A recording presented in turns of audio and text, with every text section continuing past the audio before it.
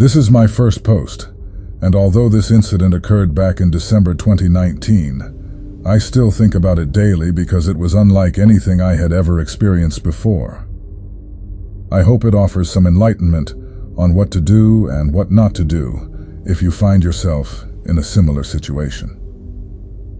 Back in early December, I ventured out for some late-night shopping.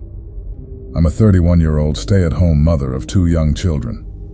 So, once my husband gets home from work, I like to take some time to myself and go shopping, take a drive, or run errands without the kids. It was around 8:30 p.m. when I arrived at the Target I frequent. I'm not a paranoid or anxious individual, but I have attended several seminars during college on human trafficking and have conducted plenty of research on my own, learning how to identify red flags and what precautions to take when out in public alone, especially at night. I always carry several self-defense items on my person, including a kabutan, an alarm, and a universal handcuff key, just in case. I parked directly in front of the store, next to a cart caddy, and took mental note of the vehicles parked nearby as a precaution. I was taught at an early age always to be observant of your surroundings, and being a bit of a control freak naturally makes you that way. Nothing seemed out of the ordinary that night, and the parking lot was relatively empty, likely because it was a weekday. As I entered the store, I began browsing as usual, following the natural flow of the store departments along the main aisle. I had been browsing for only 10 to 15 minutes when I noticed a young gentleman, perhaps in his mid-20s. He was tall, skinny, dressed in a dirty gray 2-piece sweatsuit and brown work boots. He glanced over at me. I smiled and said hello, but his facial expression remained blank. He appeared like he might have been under the influence of something, judging by the look in his eyes. However, he didn't seem to care for my gesture and quickly moved on. At first glance, there was nothing in particular that alarmed me about him, except for the fact that he was just wandering down the main aisle with no cart or basket, hands in his pockets, and no apparent companion. I continued shopping without giving it much thought and proceeded to the next department. Several minutes passed, and that's when I noticed a second young gentleman wearing the same gray sweatsuit and similar pair of work boots. Again, no cart, no basket. He too glanced at me, and then quickly averted his eyes when he realized I was looking directly at him. I became a bit more alert, but I remained composed and continued browsing. Another 15 minutes or so passed, and that's when a third older man caught my attention. You guessed it, he was wearing the same gray sweatsuit and work boots, with no cart or basket, and just his hands in his pockets. I assumed they were in some sort of work uniform, maybe construction workers.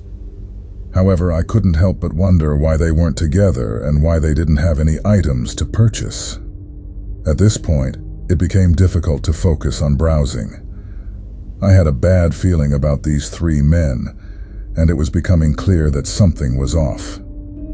Over the next 20 minutes or so, I felt as if I was being monitored by the 3 of them, as if they were all communicating my whereabouts. As I continued to make my way through the store, I noticed that each department I entered, it didn't take long for one of the 3 men to pass by the side aisle I happened to be in, making their presence known to me. I remained vigilant while trying not to panic or allow my suspicions to overwhelm me. Something about their presence felt very heavy and dark. So, I decided to test their intentions to validate my bad gut feeling.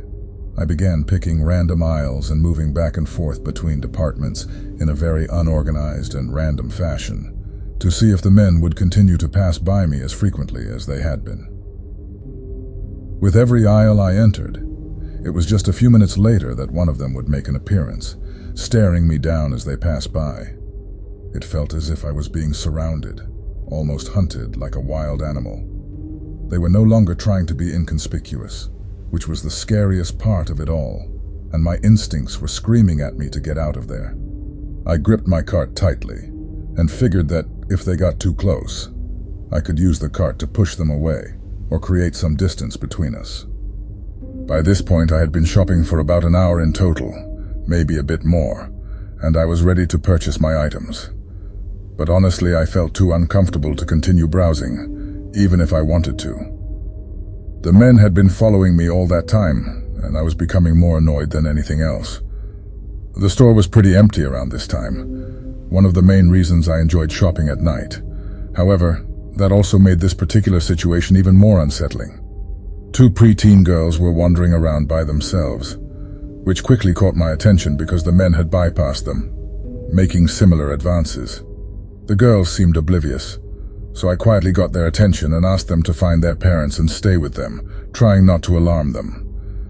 The mother in me was in full protection mode. I couldn't imagine having my young children with me on this night. Thank God they were home safe and sound. As I made my way to the checkout, I noticed one of the men approaching from behind me, walking at a quicker pace this time. I immediately stopped and turned to lock eyes with him as he approached. I will never forget the darkness in his eyes. An eerie smirk formed on his face as he nudged my shoulder, continuing to stare at me down while walking backward to maintain his sinister gaze as he exited the store. I had lost sight of the other two men, and I despised the uncertainty of it all. He made his message clear in that very moment.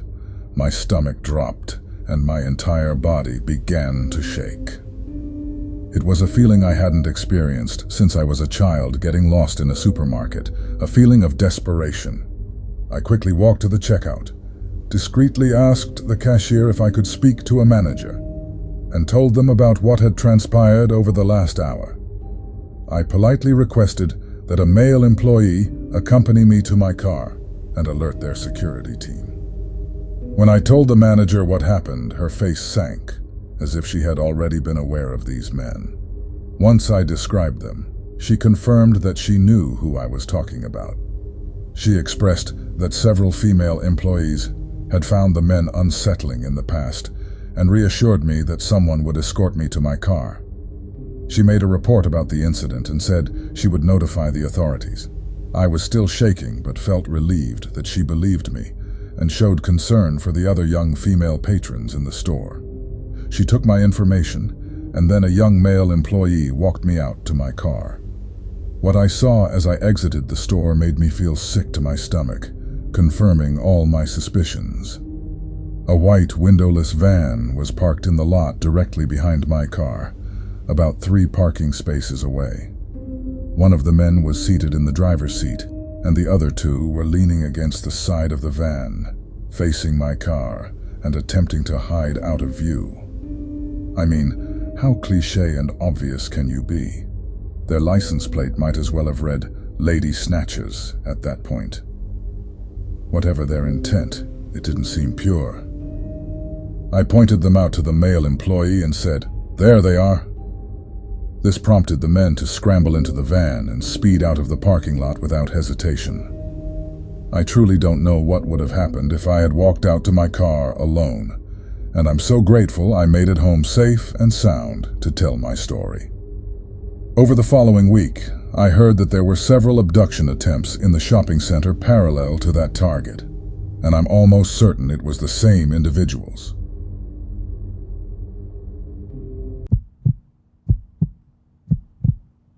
I work as a cashier at my local Target, situated in a bustling area of my city, with numerous businesses and a strip mall nearby, ensuring a steady stream of customers.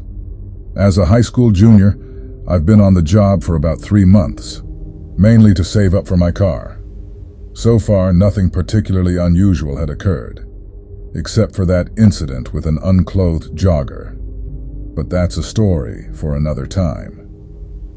Anyway, this incident took place just last week, and I've been contemplating quitting ever since. It was a bit later in the evening, around 8:45 p.m., and the darkness was settling in outside. Only a handful of customers were still shopping, so I was at the counter, covertly checking my phone, hoping to evade my manager's notice. Suddenly, my manager shouted that she needed assistance in the back stockroom, and my co-worker went with her, leaving me as the sole employee up front. Bored and restless, I debated whether to sneak over to the little food court for a bag of popcorn. However, my thoughts were abruptly interrupted by the sound of the doors opening. The Target I work at has those motion-detecting electronic doors, but when I looked over, there was no one in sight. I brushed it off, as those doors often malfunction. It was probably just a false motion alert. So, I continued waiting and proceeded to check out a woman's cart, which was filled with an entire house's worth of decorations. A few minutes later, the door opened again, and once more, there was no one there. It was strange, but not entirely unheard of. I made a mental note to inform my manager about the need for maintenance on the doors. However, my unease grew when I noticed someone standing motionless in the clothing section, gazing out into the aisles. It sent a shiver down my spine, but I attributed it to just another person loitering while possibly under the influence. I decided to ignore it and went to shelve some items since there were no other customers around. As I reached the toy section and began arranging dolls and costumes, I noticed yet another person standing motionless, fixated on nothing in particular. "Looks like the stoner has a buddy," I muttered to myself. Weren't these kinds of people supposed to be in Walmart? I continued shelving, and eventually, this person also departed.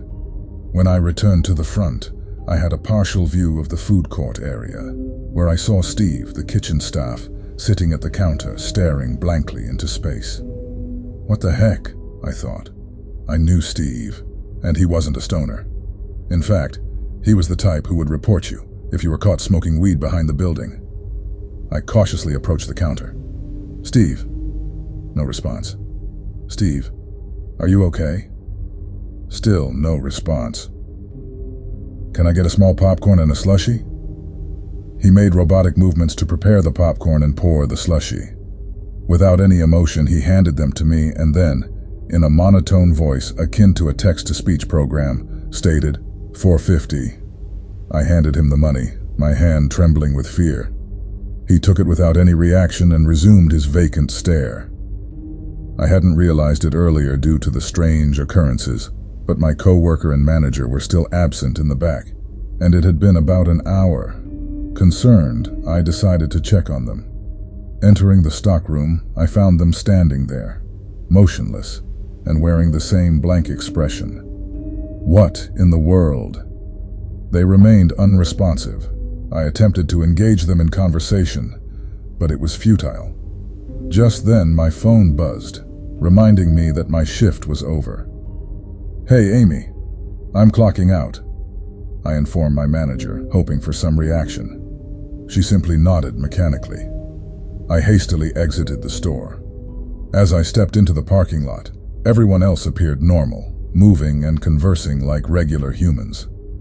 However, when I glanced back, Steve was still motionless, and my manager and co-worker had joined him up front, all trapped in that zombie-like state. It occurred to me that this was the first time I had worked past 7:30, and I couldn't help but wonder if this bizarre situation happened every night at 9. I was scheduled to work late again next Friday, and I really didn't want a chance encountering that peculiar situation once more.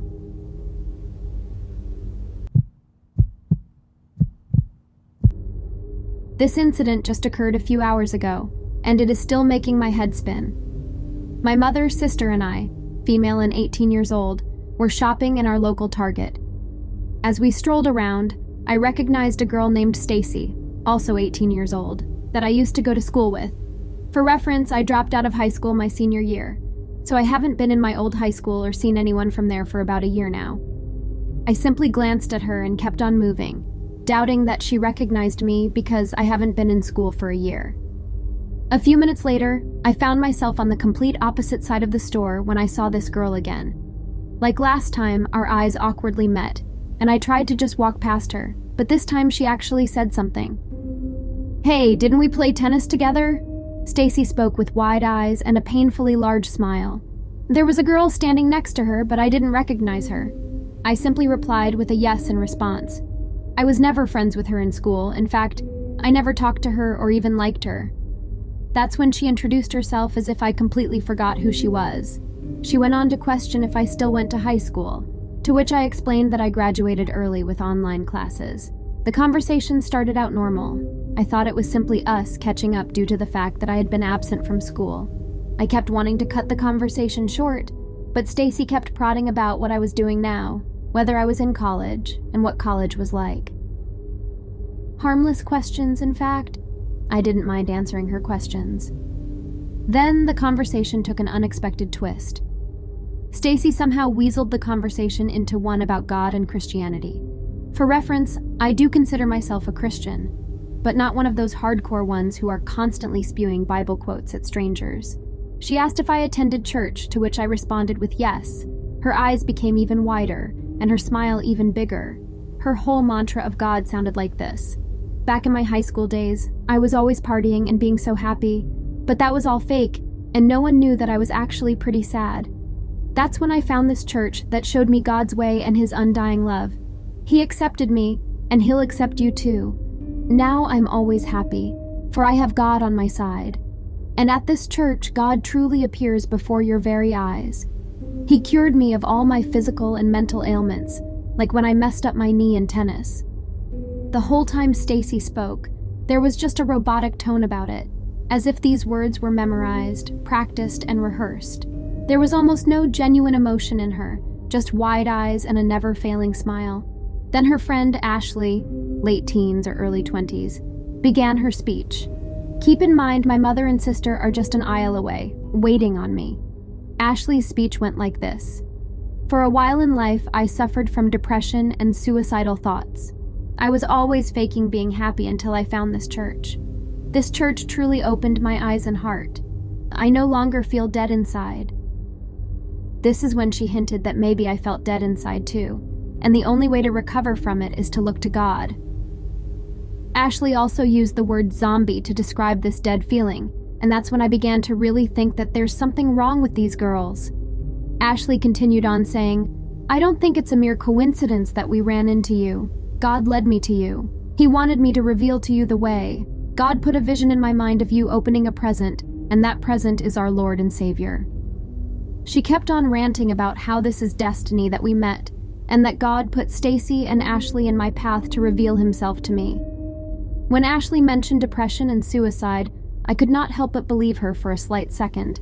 I had been struggling with depression for years, but kept it quiet. And with me being a believer in God, I was almost fooled into thinking that this is a sign from God telling me to finally open up and get help. But when Ashley began to ramble about her church, that foolish hope I had dissipated quickly. Then the two moved the conversation onto their church. They kept stating that it was not a normal church, and that God Himself, in flesh and blood, came to them at the church. They informed me that God came to them to heal them of misery and grief. Ashley then pulled out a business card which had the church's email, a Bible quote, and her personal phone number. Before the anticipated departure, they kept saying how cool I am, and that they are glad that they met me. Then we finally parted ways. I remember my legs being extremely weak when I walked away. That's when it clicked in my mind. Are they a part of some cult? Their mannerisms and behavior seemed too scripted to be real. That's when my sister found me and answered my suspicions. Apparently, before I had to endure that 10-minute chat with Stacy and Ashley, my sister overheard the girls having the same conversation with another girl on the opposite side of the store. So this was all scripted, and it was their way of luring and persuading strangers to join their church. I realize now how they do it too. To reel me into their discussion, they discussed my absence from school and experience in college. To reel in the other girl they talked with, they started by complimenting her outfit and inquiring about her artistic hobbies. I wonder how many people they ended up talking to, and if they were just walking around the store hoping to find easy targets to talk to. I have so many questions, and that's what bothers me the most about this. And being the somewhat religious person that I am, their talk of God unnerved me. It is sort of humorous to think of now, simply because I think crazy God lovers are comical, but I'm still bewildered. If you have any information about how cults operate and how they coax people into joining them, please let me know. Does this incident sound like cult members trying to spread their message, or harmless teenage girls simply spreading the love of God? If you have any other questions about what occurred in my interaction with them, please ask. Also, it's possible that I will see Stacy again because she is attending my college next semester. Although Stacy and Ashley seemed harmless and just overly excited about God, I honestly hope that we never meet again.